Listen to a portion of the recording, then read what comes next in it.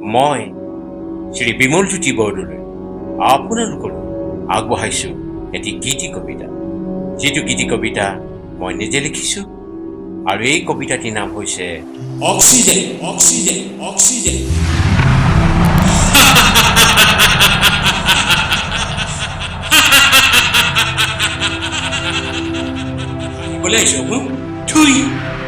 হেৰৌ মানুহ ৰূপী দানৱ দল, মই অক্সিজেনে কৈছোঁ। নামেই মোৰ পৰিচয়, মোৰ ত্যাগ আৰু কামেৰে মানৱ জাতিৰ কল্যাণ সাধিছোঁ। আজি মই ক্লান্ত, শ্ৰান্ত, বিভ্ৰান্ত, মোৰ কোমল দেহত তোমালোকৰ বিষাক্ত আচুৰ, মই অক্সিজেনে কৈছোঁ।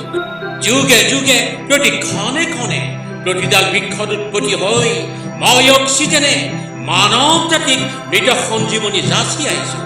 তথাপিতো হে মানুহবোৰ, ভবা নাই বাৰু বৃক্ষ কাটি পৃথিৱী বুকু উদং কৰিছা?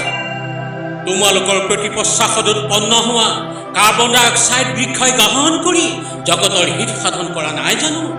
মই অক্সিজেনে কৈছোঁ। হেৰৌ মানুহ ৰূপী দানৱ দল, প্ৰতিডাল বৃক্ষৰ পৰা মই অক্সিজেনে অন্তত 4জন মানুহক জীয়াই ৰাখিছোঁ। যদিহে নাথাকে বৃক্ষ, সময় শূন্য, কাৰ্বন ডাই অক্সাইডেৰে হ'ব পৰিপূৰ্ণ পৰিৰূপ মাথো চেতনাহীন তেজহীন কংকালবোৰ। সেয়েহে বৃক্ষক জীয়াই ৰাখি পৃথিৱীৰ ভাৰসাম্য ৰক্ষা কৰা মই বজ্ৰ কণ্ঠেৰে অক্সিজেনে কৈছোঁ। মই বজ্ৰ কণ্ঠেৰে অক্সিজেনে কৈছোঁ। মই বজ্ৰ কণ্ঠেৰে অক্সিজেনে কৈছোঁ।